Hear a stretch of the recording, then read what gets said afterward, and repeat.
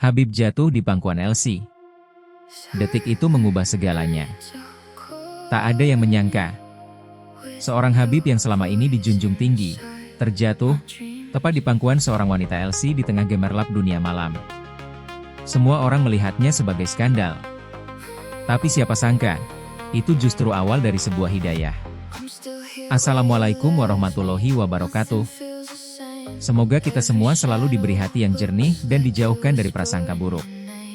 Dari Jakarta, saya ingin berbagi kisah yang mungkin akan membuat kita berpikir ulang tentang siapa yang benar-benar bersih di dunia ini. Jangan lupa dukung dan subscribe agar kisah seperti ini terus hadir. Hujan turun deras malam itu. Butiran air membasahi jalanan kota, memantulkan cahaya lampu neon biru dan ungu yang berkelap-kelip di sepanjang jalan.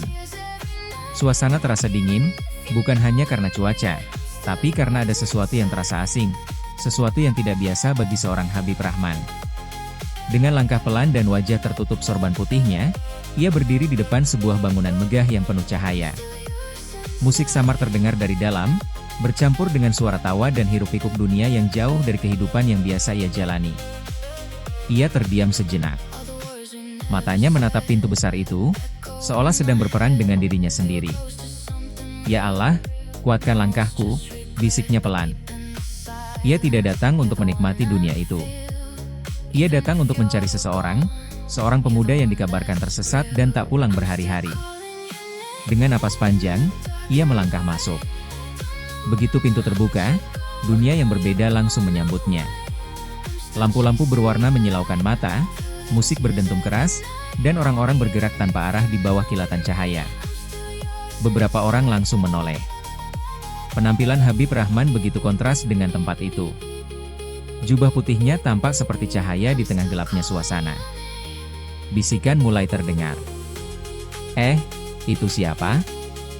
Serius, Habib masuk sini?" Namun ia tetap berjalan. Langkahnya tenang, matanya fokus, tidak peduli pada pandangan orang-orang. Di sudut ruangan, ia melihat beberapa wanita duduk bersama tamu.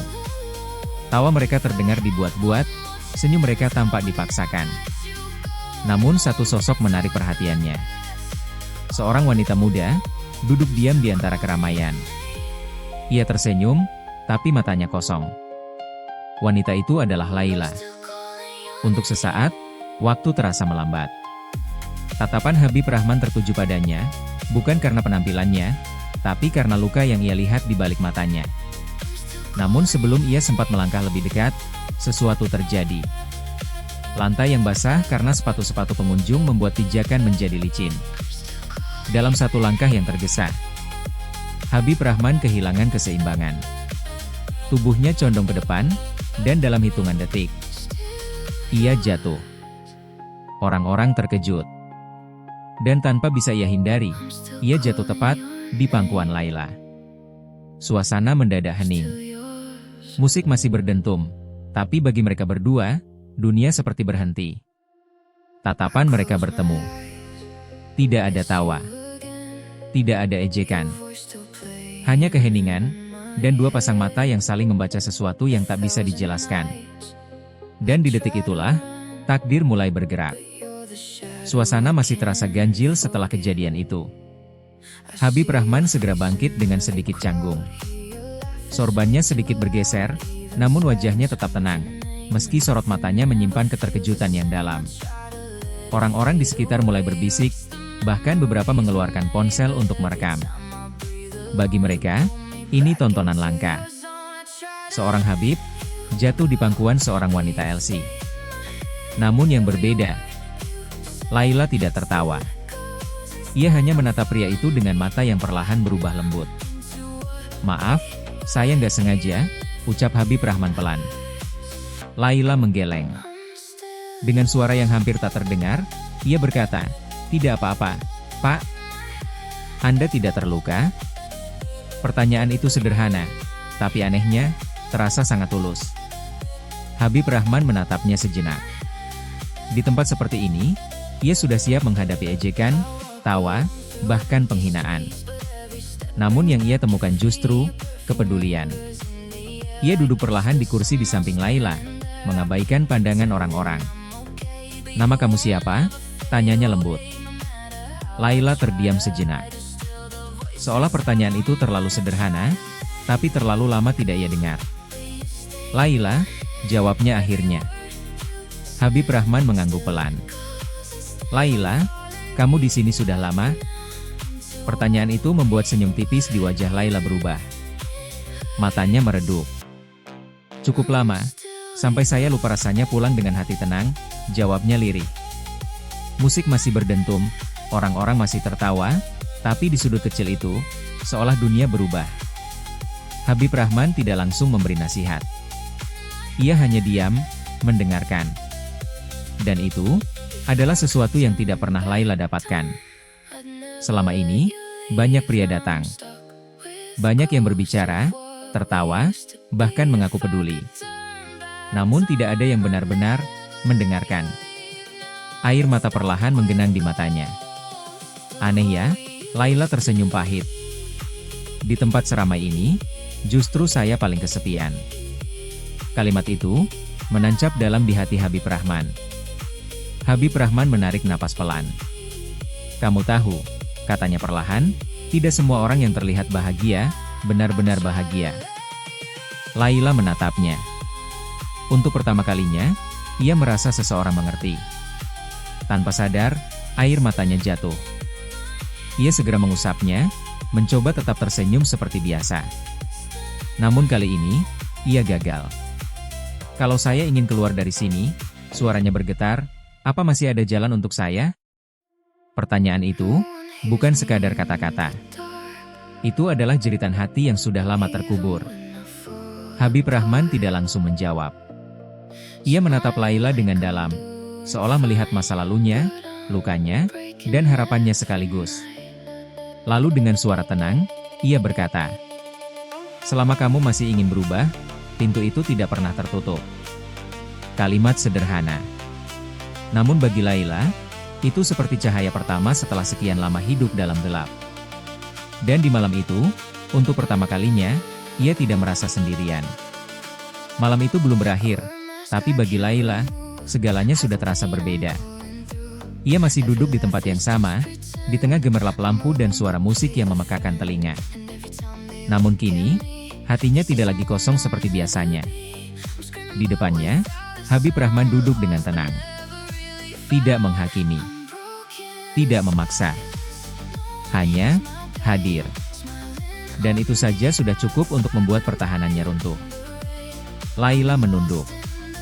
Tangannya saling menggenggam, seolah mencoba menahan sesuatu yang sudah lama ingin keluar. Pak, suaranya pelan, hampir tenggelam oleh musik, kalau seseorang sudah terlalu jauh, masih bisa kembali? Habib Rahman tidak langsung menjawab. Ia tahu, pertanyaan itu bukan sekadar ingin tahu. Itu adalah pengakuan. Laila menarik napas panjang, lalu akhirnya berbicara. Ia bukan selalu seperti ini. Dulu, ia adalah gadis biasa. Punya mimpi sederhana, punya keluarga, punya harapan. Namun semua berubah, saat ayahnya meninggal mendadak. Hidup mereka runtuh dalam sekejap. Ibunya jatuh sakit, utang menumpuk, dan tak ada yang bisa menolong. Di saat itulah, seseorang datang menawarkan pekerjaan. Awalnya ia menolak. Namun keadaan memaksanya. Dan sejak hari itu, ia masuk ke dunia yang tak pernah ia bayangkan sebelumnya. Awalnya saya pikir, cuma sementara, Laila tersenyum pahit. Tapi ternyata, semakin lama, semakin sulit keluar. Matanya mulai berkaca-kaca. Orang-orang datang, mereka tertawa, mereka senang, tapi nggak ada yang pernah tanya, saya sebenarnya ingin apa? Ia menatap Habib Rahman. Semua lihat saya sebagai itu. Suaranya terhenti, bukan sebagai manusia. Habib Rahman menunduk pelan. Hatinya terasa berat. Bukan karena terkejut, tapi karena ia tahu, di luar sana, banyak Laila lainnya yang tak pernah didengar. Kamu kuat? Ucapnya pelan. Laila menggeleng cepat. Tidak, air matanya jatuh tanpa bisa ditahan. Saya cuma bertahan, bukan kuat. Kalimat itu membuat suasana semakin dalam. Beberapa detik mereka terdiam. Lalu Laila berkata dengan suara yang paling jujur yang pernah ia keluarkan. "Setiap malam, saya berdoa, tapi saya takut Tuhan sudah tidak mau dengar saya lagi." Kalimat itu membuat Habib Rahman langsung mengangkat kepalanya. Dengan tatapan tegas namun lembut, ia berkata, "Jangan pernah bilang begitu." Suasana seolah berhenti. Tidak ada satupun doa yang tidak didengar, selama itu keluar dari hati yang benar-benar ingin kembali. Air mata Laila semakin deras. Untuk pertama kalinya, ia merasa, mungkin masih ada harapan. Dan di malam yang penuh dosa menurut banyak orang itu, justru lahir sebuah keinginan suci. Keinginan untuk berubah. Malam itu seharusnya berakhir seperti malam-malam lainnya, tapi tidak untuk mereka berdua. Sejak percakapan itu, sesuatu berubah. Bukan di tempat itu, tapi di dalam hati. Laila masih berada di dunia yang sama, lampu neon, tawa palsu, dan senyum yang dipaksakan. Namun kini, setiap kali ia tersenyum, ada sesuatu yang terasa berbeda. Ada satu sosok yang terus terlintas di pikirannya. Habib Rahman. Di sisi lain, Habib Rahman juga tidak setenang biasanya. Di rumahnya yang sederhana, ia duduk sendiri di atas sajadah. Lampu redup menerangi ruangan, menciptakan bayangan yang panjang di dinding. Tasbih di tangannya berhenti. Pikirannya tidak fokus pada zikir yang biasa ia lafalkan. Wajah Laila terus muncul. "Ya Allah," bisiknya lirih, "ini ujian atau petunjuk?" Ia menutup mata. Sebagai seorang Habib, ia tahu batas. Ia tahu tanggung jawab. Ia tahu bahwa perasaannya tidak boleh salah arah. Namun di sisi lain, ia juga tahu bahwa yang ia rasakan bukan sekadar simpati. Itu lebih dalam. Dan itulah yang membuatnya takut. Hari-hari berlalu. Tanpa direncanakan, Laila mulai mencari jalan untuk berubah. Ia datang ke pengajian. Duduk di bagian paling belakang, memakai kerudung sederhana, wajahnya tertutup sebagian. Ia tidak ingin dikenali. Namun saat Habib Rahman mulai berbicara, ia tahu.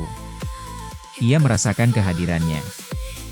Di tengah ceramahnya, Habib Rahman berhenti sejenak. Matanya mengarah ke belakang. Hanya sepersekian detik. Namun cukup untuk membuat Laila menunduk, jantungnya berdegup kencang. Ia takut, bukan karena ketahuan, tapi karena ia mulai berharap. Setelah pengajian selesai, orang-orang mulai pulang. Laila tetap duduk. Ia ragu untuk mendekat, tapi kakinya seolah bergerak sendiri. "Pak," suaranya pelan. Habib Rahman menoleh. Dan di detik itu, jarak yang selama ini dijaga, mulai terasa rapuh. "Saya datang," kata Laila singkat. Habib Rahman mengangguk pelan. "Saya tahu." Keheningan tercipta. Bukan keheningan kosong, tapi keheningan yang penuh perasaan yang tak terucap. Laila menunduk. "Saya ingin berubah, tapi saya takut." "Takut apa?" tanya Habib Rahman. Laila menatapnya, dengan mata yang jujur dan rapuh. "Takut, saya berharap terlalu jauh." Kalimat itu langsung menghantam hati Habib Rahman. Ia terdiam. Karena ia tahu, yang ditakutkan Laila adalah hal yang sama yang ia rasakan. Ia menarik napas panjang. Dan dengan suara yang berusaha tetap tenang, ia berkata, "Kita harus hati-hati." Laila terdiam. Karena tidak semua perasaan harus kita miliki. Air mata perlahan menggenang di mata Laila. Namun kali ini, ia tidak pergi. Dan disitulah mereka sadar. Ini bukan sekadar pertemuan. Ini adalah ujian. Antara hati dan jalan yang harus tetap lurus. Perubahan Laila tidak terjadi dalam diam. Orang-orang mulai menyadari. Wanita yang dulu selalu terlihat di klub malam, kini sering terlihat di majelis. Berhijab.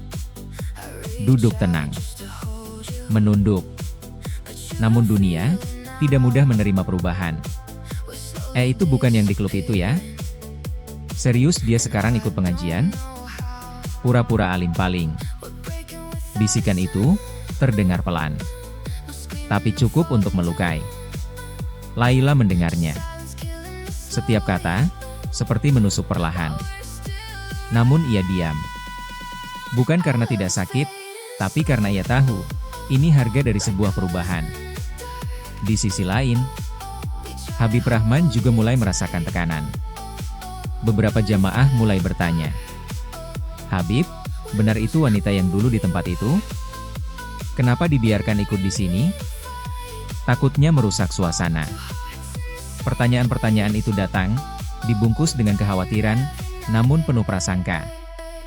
Habib Rahman hanya diam mendengarkan. Lalu ia berkata dengan tenang, "Kalau tempat ini hanya untuk orang yang sudah baik, lalu orang yang ingin jadi baik, harus kemana?" Suasana langsung hening. Namun, tidak semua orang bisa menerima jawaban itu. Hari demi hari, tekanan semakin besar. Video lama kejadian di klub kembali viral. Komentar bermunculan. Habib jatuh di pangkuan LC. Ini ulama atau apa? Sudah jelas, ada hubungan. Fitnah mulai berkembang. Laila melihat semua itu. Tangannya gemetar. Air matanya jatuh satu persatu. Semua jadi seperti ini, karena saya, bisiknya. Ia merasa bersalah. Ia merasa menjadi beban. Dan di titik itu, ia mengambil keputusan. Malam itu, ia datang menemui Habib Rahman. Wajahnya pucat, matanya sembab. "Saya mau berhenti," ucapnya lirih. Habib Rahman terdiam. "Berhenti dari semua ini, dari pengajian, dari semuanya. Biar hidup Bapak nggak hancur karena saya." Kalimat itu terdengar seperti pisau yang menusuk pelan. "Laila," suara Habib Rahman dalam, "kamu pikir saya melakukan ini untuk nama saya?" Laila menunduk. "Saya tidak mau, jadi alasan orang menghina Bapak." Air matanya jatuh lagi. Habib Rahman menatapnya dalam. Di dalam hatinya, terjadi perang besar. Antara menjaga nama, atau menjaga satu jiwa yang ingin berubah. Ia menutup mata sejenak. Lalu, ia membuat keputusan. "Kalau kamu pergi sekarang, kamu akan kembali ke dunia yang sama." Laila terdiam.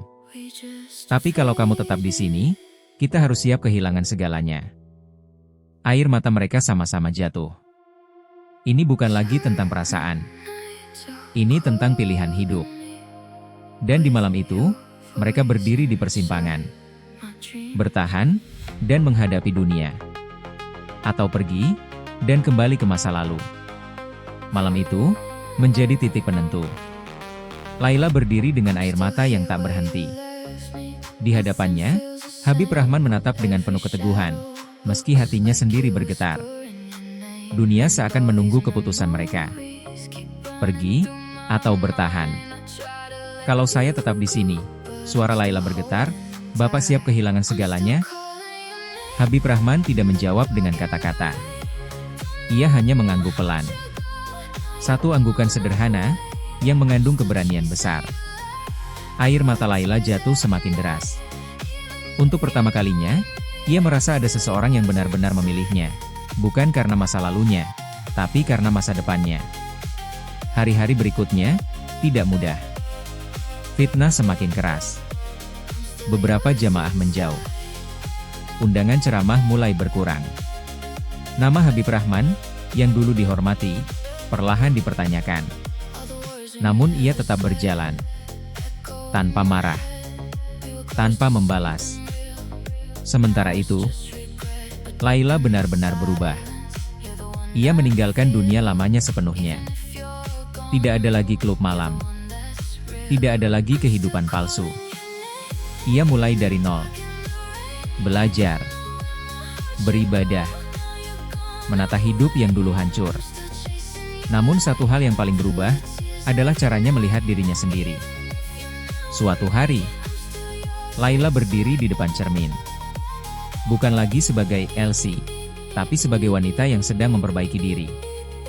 Air matanya jatuh, bukan karena sedih, tapi karena ia akhirnya merasa berharga. Waktu berlalu. Perlahan, orang-orang mulai melihat bukan masa lalunya, tapi perubahan nyatanya. Beberapa yang dulu mencibir, kini mulai diam. Bahkan, ada yang menangis saat melihatnya membantu di majelis. Dan saat itulah, orang-orang mulai mengerti bahwa yang mereka hina dulu, justru sedang diperbaiki oleh Tuhan. Di suatu sore yang tenang, Habib Rahman duduk di serambi rumahnya. Laila datang membawa teh hangat. Mereka duduk berdampingan, tanpa banyak kata, tanpa drama, hanya ketenangan. "Terima kasih," bisik Laila. Habib Rahman tersenyum tipis. "Bukan saya, itu semua karena kamu memilih untuk kembali." Laila menunduk, lalu tersenyum sambil menahan air mata. Dan disitulah, semuanya terasa cukup. Karena terkadang, yang terlihat sebagai kejatuhan, justru adalah cara Tuhan menyelamatkan seseorang. Kisah ini mengajarkan kita, jangan cepat menilai dari apa yang terlihat. Karena di balik satu kejadian yang tampak buruk, bisa jadi ada rencana indah yang sedang disusun. Wassalamualaikum warahmatullahi wabarakatuh.